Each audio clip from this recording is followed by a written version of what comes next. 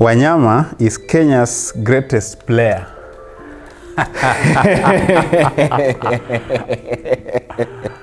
Harambee Stars are capable of winning the AFCON on home soil. Where? And I feel our best football has come under local coaches. Francis Kimanzi, for instance. We played better football. We were ranked the best under Francis Kimanzi. 2008. I feel even Ghost Mule, I think we played better football. Okay, true or false? Wanyama is Kenya's greatest player.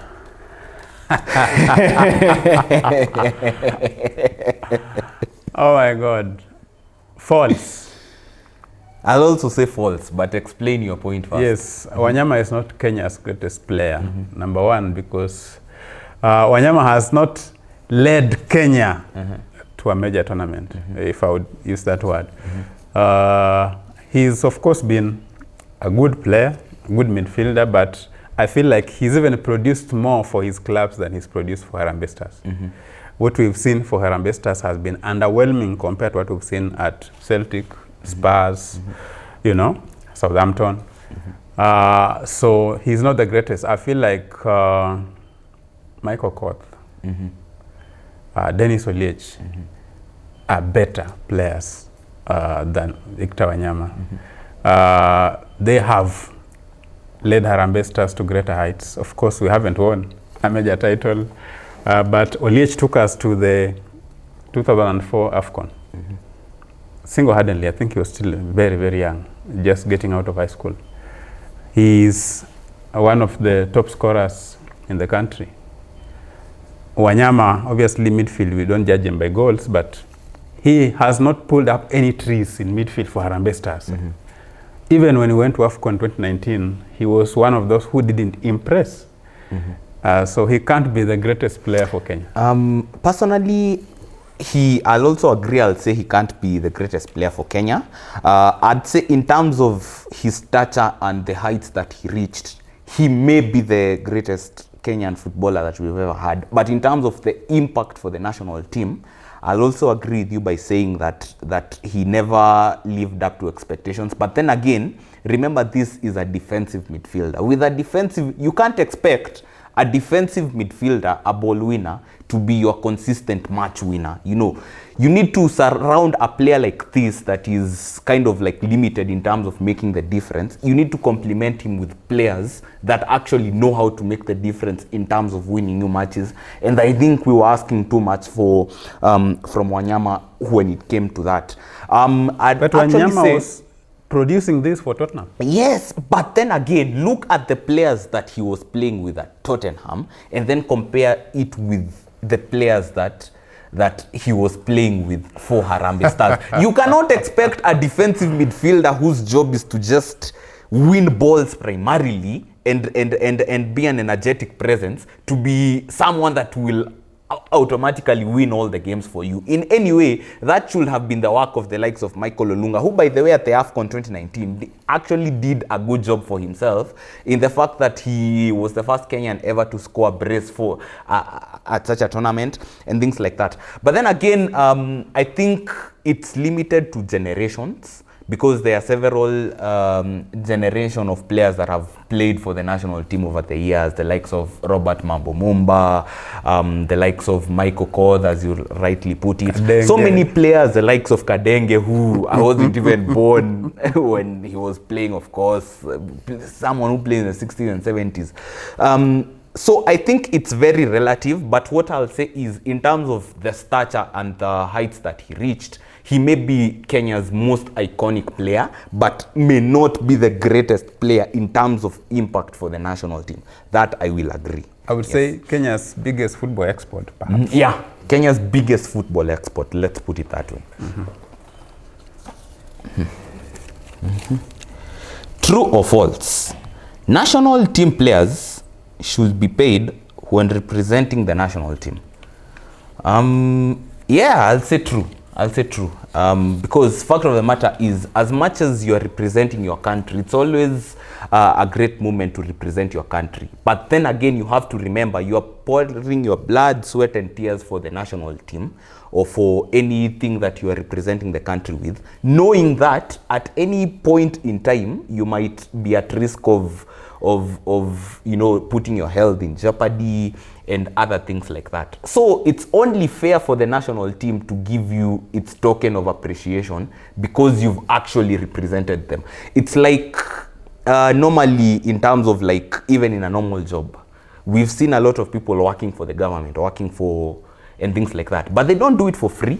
At the end of the day, you still have to, you know, put food on the table for those who are depending on you and things like that. So yes, I'll agree, and I think it's a national, it's a worldwide policy where, you know, national team players get paid by their federation and things like that. So I'll totally agree.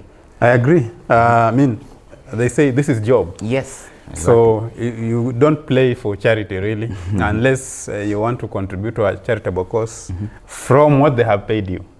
So it shouldn't be that you are playing for free and the money goes somewhere else. That decision should be left to you to make it. It's your money, so you decide what you want to do with it. So I actually feel the issue should be, they should be paid better than perhaps what they are earning right now, because we know our players don't get paid as much, even if government has increased the payments. And it takes a lot of time before even the money reaches them. Exactly. So players, I agree, it's true, they should be paid when playing for the national also team. As a motivating factor, you have to consider the fact that the more sweets you give, the higher the chance of that player giving his all for the nation. So I don't think you should do these kind of things for free. So yes, that's true. Yeah. Next one. So true or false? Harambee Stars should trust local coaches to manage the team. Wow. Interesting one. Personally, I'll say true. I'll say true, but yeah, I would also say true because I feel like we always get raw deals from the foreign coaches.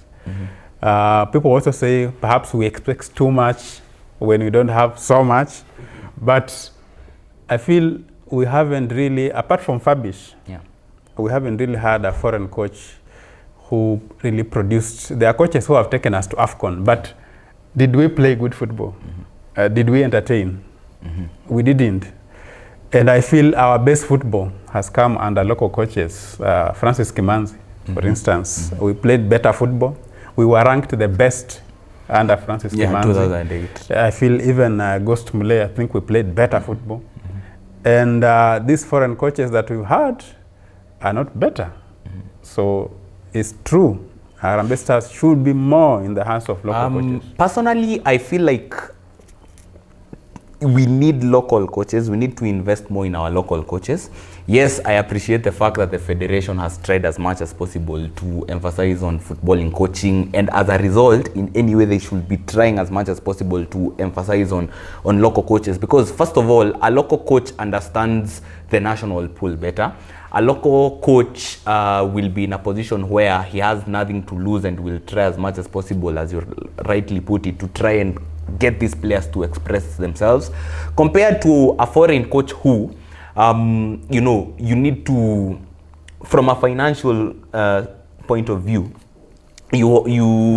their wages are unrealistic, and at the end of the day, we've seen several situations where once we part ways with the coach, these coaches take the nation to FIFA, citing unpaid wages and things like that. Even right now, we know with the current situation where probably the team is unable to part ways with the national team coach because of that financial situation and things like that. And also the fact that a foreign coach will tend to have his own way of doing things. That means you have to work the system to suit him, and at times that may means trying to, you know, destroy everything from scratch and starting again, which at times takes a lot. And there is also an interesting statistic. every national team that has ever won a World Cup, I know we are very far away from getting there, but every national team that has ever won a World Cup has won with a citizen of that country as their coach, for example. We've never seen a foreigner win a World Cup with a foreign nation. So that should speak volumes about why it's important to just put your faith in the local coaches and try and work around them and try and build a philosophy around them, such that even if you are parting ways with them, another coach that comes in still has a similar way of doing things. That way you won't have to, you know, start everything from scratch, because for stability purposes it's very important. True or false? Harambee Stars are capable of winning the AFCON on home soil. Where oh no way. Nothing is impossible in football, but on paper I'm going to say false. Okay, on paper, tournament football is not like league football. If you can find a way to get out of the group stage, from there it's always, you can always find a way to get to the final and win. I mean, we've seen teams like Portugal, even at the Euro 2016, actually win that trophy without winning a single match. They drew all their matches at the group stages, then got to the round of 16, quarters, semis. All those matches, they had to get to, I think, extra time and then win on penalties, with the exception of the semi-finals where Wales missed like Gareth Bale, and then they won comfortably by 2-0. Mm-hmm. And then in the final, they won it without Ronaldo. So yes, sometimes in football, things like this are always possible, but as history shows us, we've never even gotten out of the group stages of a single AFCON, right? So I think it really would be a tall order, but then again, you have to also consider the impact of the crowd. I think what Kenya can do, they can possibly get out of the group stages on home soil. That is a possibility. But as far as winning the AFCON, I think we still have a long way to go. Yeah, unfortunately. I agree. False. Harambee Stars are far, far away from ever winning the AFCON. Yeah. Because of many reasons, obviously. Mm-hmm. Even if we'll be playing at home, mm-hmm. we'll be hosting, and as you rightly put it, mm-hmm. the best performance will be, can we get out of the group? Exactly. Because we've been to AFCON previously and always ends in tears. Mm-hmm. And we don't want premium tears at home. So now, AFCON is a big tournament. Yeah. We've seen Ivory Coast do it at home. Of course, also the hard way, but they won. They have the quality. We don't have that quality of mm-hmm. Ivory Coast. Mm-hmm. We're still far away. Yeah. Even if former minister was talking about building a team for 2027 AFCON, mm-hmm. is just around the corner. Yeah, exactly. Some of these players in this setup right now who are struggling will be in that team. Mm. And we know they can't match up some of the best in the continent, so we are still far off. Yeah. So it's false. Harambee Stars will not, I can say with certainty, will not win the AFCON on home soil. I think this should be the last one. True or false? Success of the national team depends on the success of the Kenya Premier League. I'll say false. I'll say false. Look at Senegal. Senegal is a team where most of its players are either based abroad, have been naturalized abroad, were born there, and then opted to declare for the national team. If you look at their domestic performances at club level, they tend not to do well. Their clubs never even make the group stages of the CAF Confederations Cup or the CAF Champions League. But their national team is very strong, and that's because their emphasis is to try and take players abroad, because they understand that they do not have the facilities required to develop these players to a level where they can be competitive and be players of high quality while developed at local level. But once they exported abroad early, you see it makes a difference. I think that was the idea with the immediate former cabinet secretary. He wanted to try and take these players abroad early so that they can use those high-level Spanish facilities to try and and refine them for us to have better quality players to help us in terms of the national team level. So I don't think it's really limited to a local league, but rather it really depends on the pipeline that you implement for the national team in order for them to be successful. And we've seen it again with Senegal and other West African nations where their clubs are not so strong, their leagues are not of the standard required compared to the league in South Africa or even the league in North Africa, but their national teams are strong, and that's because of that system of theirs where they export players abroad early. So I don't think it's limited to your success in terms of the local league. I would differ. I would say it's true. Success of your league determines how successful the national team is. And look at South Africa, AFCON 2023. Mamelodi Sundowns has 7 players in the starting 11. They're always winning the league. And that's understanding between the players. When they go to the national team, it yields results. Yeah. The same, you can feel it. When Egypt was consistently winning the AFCON, the team was full of players from their local league. Spain, winning the Euros, winning the previous Euros, of course, and the World Cup in 2010. Again, full of players from their league. Of course, Barcelona and Real Madrid had a bigger chance, allowance share of the players, but it reflected when Germany won the World Cup in 2014, full of German players, Bundesliga players. So the success of the league really determines. And when the Bundesliga standards started going down and they blame Pep for that, changing the style and everything, everybody wanting to play like Pep, when the standards started going down, the standards of the national team have gone down.